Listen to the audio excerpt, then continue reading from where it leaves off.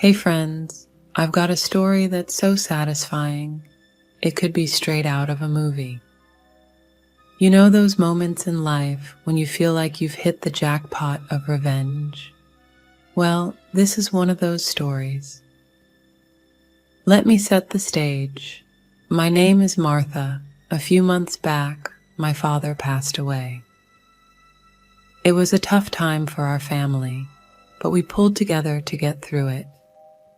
Dad had always been a great provider, and he left behind a sizable estate, including the family home, some investments, and a vintage car collection that would make any car enthusiast drool. Now, here's where things take a turn.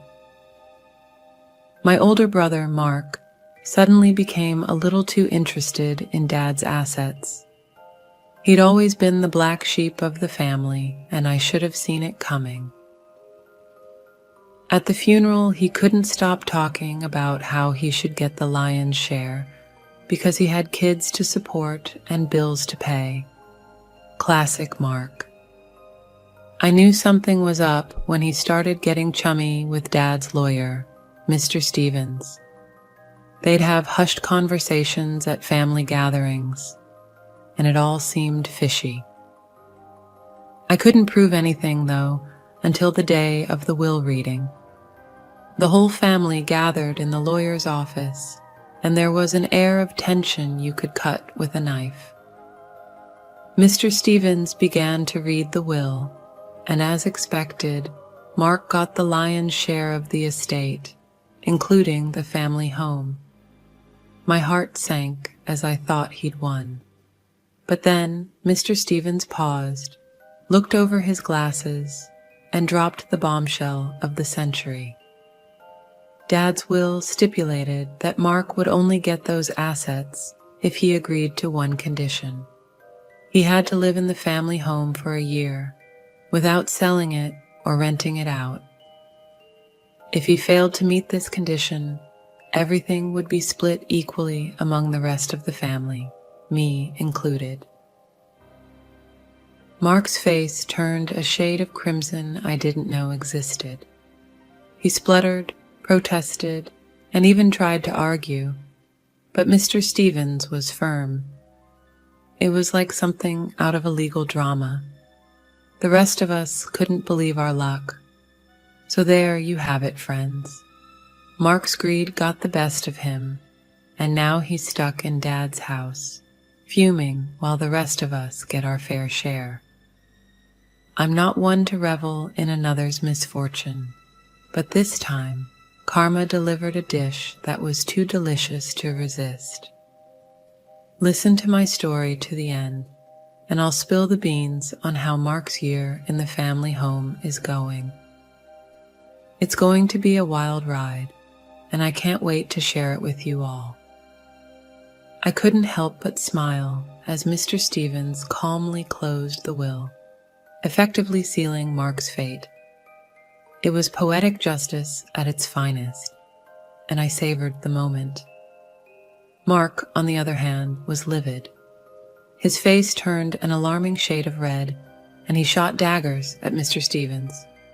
"You can't be serious," Mark shouted, his voice a mixture of anger and disbelief. "This is insane, and it's not what Dad would have wanted." Mr. Stevens, ever the composed lawyer, simply shrugged. "I'm just here to execute your father's wishes, Mark. He outlined this condition in his will, and we must respect it." My other siblings and I exchanged glances, trying to contain our excitement. We had always known Mark's true colors, but this was a whole new level of karma coming back to bite him. As the will reading continued, Mr. Stevens outlined the logistics of the condition.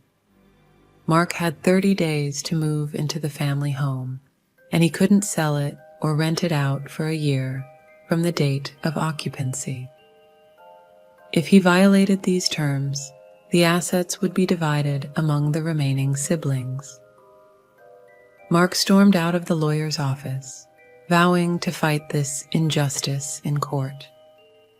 He even threatened to contest the will's validity, but deep down, we knew he was cornered. Dad had been meticulous in his planning, and Mr. Stevens assured us that the will was ironclad. Over the next few weeks, Mark reluctantly moved into the family home, bitterness oozing from every pore. We all helped with the transition, making sure he had no excuses to break the conditions. It was amusing to see him try to negotiate with us for leniency, but we held firm. This was Dad's final wish, and we intended to honor it. Mark's life in the family home was far from comfortable. He resented every moment spent there, surrounded by memories of our childhood and the life he so desperately wanted to escape. I couldn't help but relish in the sweet taste of revenge as I watched him grumble and complain. But there was one thing Mark didn't anticipate: the watchful eyes of the neighborhood. Our parents had lived in that house for decades, and the neighbors were like an extended family. They knew about Dad's will and the conditions he had set for Mark. It didn't take long for them to become Mark's unofficial surveillance team. Every time he tried to bring in a realtor or put the house on the market, someone would anonymously tip us off. Mark's frustration grew with each failed attempt. It was as if the universe was conspiring against him. As the days turned into weeks, Mark's resolve began to waver. He realized that he was trapped in a situation of his own making, and no amount of tantrums or threats could change that. The house, once a symbol of his potential windfall, had become a gilded cage. Next, I will tell you into the comical mishaps and neighborhood interventions that made Mark's year in the family home even more entertaining. Stay tuned, friends. Justice is being served one day at a time.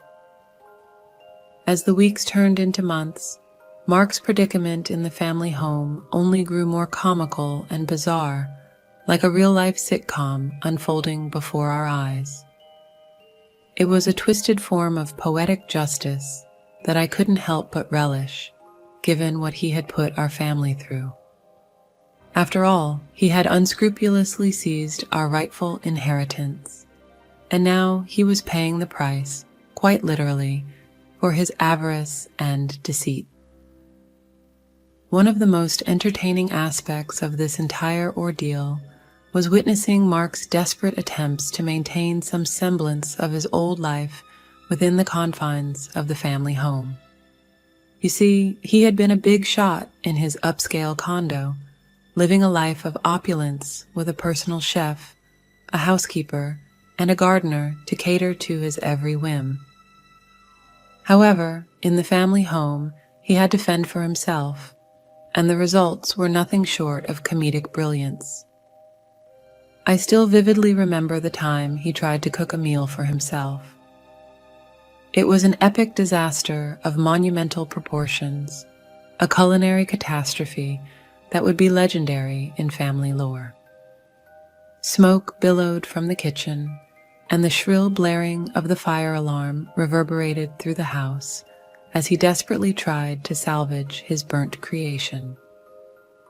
We, the rightful heirs who had suffered his greed, rushed over, fearing for the safety of the house. Instead, we found Mark, frantically waving a dish towel in front of the alarm, his face smudged with soot, and his once impeccable chef's apron now a grimy, scorched rag. "You guys never had to deal with this," he yelled, pointing accusatory fingers at us, as if we were to blame for his culinary calamity. "I can't believe Dad's doing this to me." We couldn't help but chuckle at his culinary misadventure. It was a stark reminder that Mark was completely out of his element in the family home.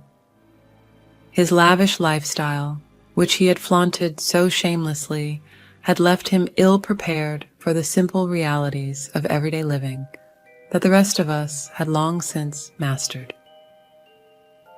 But the most satisfying moments of all were when the neighborhood, our silent allies, came to our aid.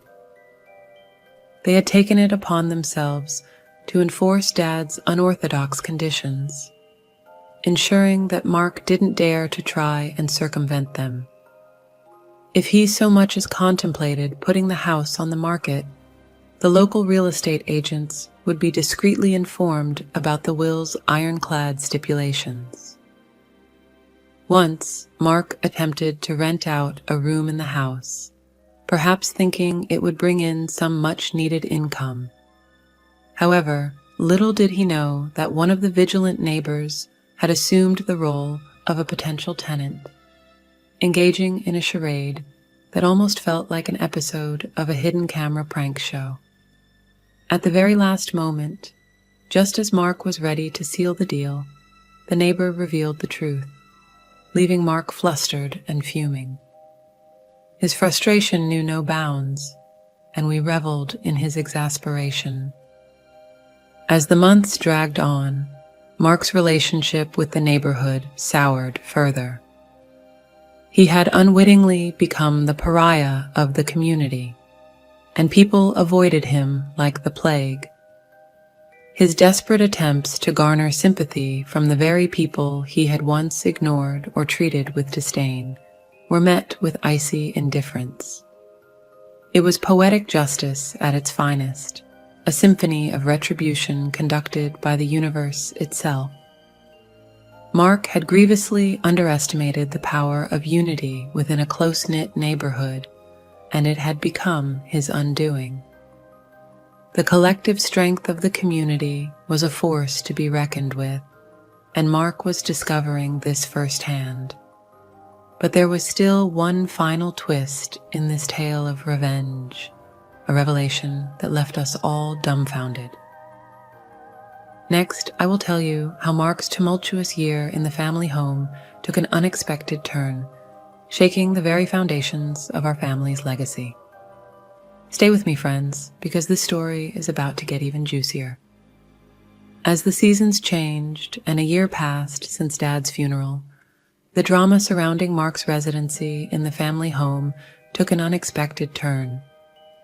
It was as if fate had decided to add one final twist to this bizarre tale of revenge, and it left us all in a state of bewilderment. You see, despite the absurd conditions laid out in Dad's will, Mark had managed to hold on to the family home for an entire year. He had endured the comedic mishaps, the neighborhood's vigilant surveillance, and the utter isolation he had brought upon himself. But he was unyielding in his determination to cling to the house, convinced that he would outlast the stipulations of the will. However, Mark had overlooked a crucial detail, one that would prove to be his downfall. The family home was an aging structure, and its maintenance required not only financial resources, but also a deep understanding of its quirks and idiosyncrasies. Mark possessed neither. At first, we noticed minor issues: a leaky roof, a malfunctioning furnace, and creaking floorboards. Mark, in his arrogance, believed he could simply hire contractors to address these problems. But what he failed to realize was that the house had a peculiar temperament, and it seemed to rebel against his presence. The leaky roof became an incessant drip, defying all attempts at repair. The furnace emitted eerie, discordant noises that kept Mark awake at night, and the creaking floorboards seemed to whisper haunting secrets. It was as if the house itself had joined the neighborhood in its silent revolt against its unwelcome occupant. Mark's frustration grew day by day. He hired a slew of contractors, each more bewildered than the last by the house's bizarre behavior. Plumbers scratched their heads as pipes seemed to change course at will.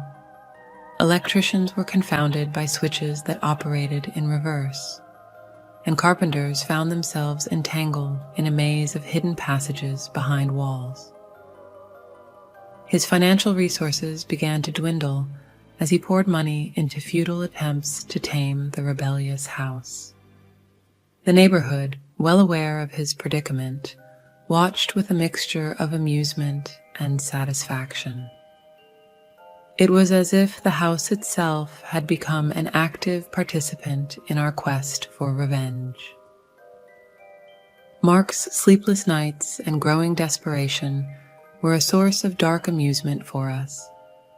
He would often emerge from the house in disheveled attire, hair askew, and eyes bloodshot from lack of rest. His once confident demeanor had crumbled, replaced by a haunted look that mirrored the house's own peculiar personality. But it was during a stormy night that the house unleashed its most spectacular display of defiance. As thunder rumbled and rain lashed against the windows, Mark was jolted awake by a cacophony of crashing and banging. He stumbled through the darkened corridors, his flashlight barely penetrating the gloom. What he discovered was a scene straight out of a horror movie. Furniture levitated, seemingly of its own volition, and household objects danced through the air. The walls vibrated with an otherworldly energy, and the very foundation of the house trembled. It was as if the house had awakened its dormant spirits to expel the intruder. Mark fled the house in terror, leaving behind his belongings and his illusions of conquest. As he stood in the pouring rain, drenched and defeated, the neighborhood watched in eerie silence. The house had made its final verdict, and Mark had been judged unworthy. In the aftermath of this supernatural spectacle, Mark decided he had had enough. He relinquished his claim to the family home, realizing that some forces were beyond human comprehension. The house, it seemed, had exacted its revenge in the most enigmatic and poetic manner. And so, friends, our family home returned to us, no longer tainted by Mark's presence. The neighborhood, our steadfast allies, rejoiced in silence, knowing that justice had been served. Mark, once a symbol of greed and betrayal, faded into obscurity. But the tale doesn't end here. Next, I'll share the ultimate twist in this saga, an unexpected discovery that shed light on Dad's true intentions and left us with a newfound appreciation for the eccentricities of our family home. Stay tuned for the grand finale. As the dust settled on Mark's hasty departure from our family home, we thought the tale had reached its conclusion. The house, having successfully defended itself against the invader, returned to its serene, if slightly quirky, state. The neighborhood, once rife with intrigue and espionage, resumed its usual rhythms, and life appeared to return to normal. But as fate would have it, the final act of this peculiar drama was still waiting in the wings. It was a revelation that would not only astonish us, but also provide closure to the enigmatic legacy our father had left behind. In the days following Mark's departure, I began the arduous task of sorting through the accumulated detritus he had left behind. It was a Herculean effort, as he had seemingly abandoned most of his possessions in his panicked flight from the house. Among the discarded items, I stumbled upon an old leather-bound journal, weathered by time and neglect. Curiosity piqued, I opened the journal to find the handwritten entries of our father, dating back several decades. It was a chronicle of his thoughts, dreams, and aspirations, a glimpse into the mind of a man who had always been somewhat of an enigma to us. As I read through the pages, a pattern began to emerge. Our father's writing spoke of his love for the family home, his fascination with its idiosyncrasies, and his deep connection to the neighborhood. It was clear that the house held a special place in his heart, and he had dedicated years to understanding its mysteries. But the most astonishing revelation came when I reached the final entries of the journal. In those pages, our father had detailed a plan that would ultimately lead to Mark's downfall and the house's triumphant defense. He had orchestrated the entire series of events, from the eccentric will to the house's rebellious antics. It was all part of his grand scheme to ensure that the family home remained untouched by those who did not truly appreciate its quirks. In his own words, he had written, "Only those who understand the heart of this house deserve to inherit it. I will test them as the house has tested me." It was a revelation that left me both astounded and moved. Our father had devised this elaborate ruse, not out of malice, but out of love for the house he had called home for so many years. He had used his eccentricity and flair for the dramatic to protect the place he held dear. And so, friends, the story comes to a close with a newfound appreciation for our father's legacy. The house, once a symbol of revenge, now stood as a testament to his love and ingenuity. Mark's brief tenure had inadvertently become a test of character, and he had failed spectacularly. As for us, we continued to live in the house, embracing its quirks and mysteries with open hearts. It was a daily reminder of our father's eccentricity and his deep affection for the place he had called home. The neighborhood, once divided by suspicion, had come together in a shared understanding of the house's unique magic. In the end, it was a tale of revenge turned redemption, of a house that defended itself, and of a father's enduring love.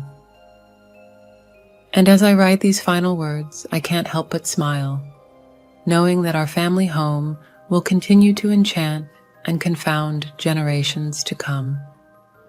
Thank you for joining me on this extraordinary journey, friends. And remember, sometimes the most unusual stories hold the deepest truths.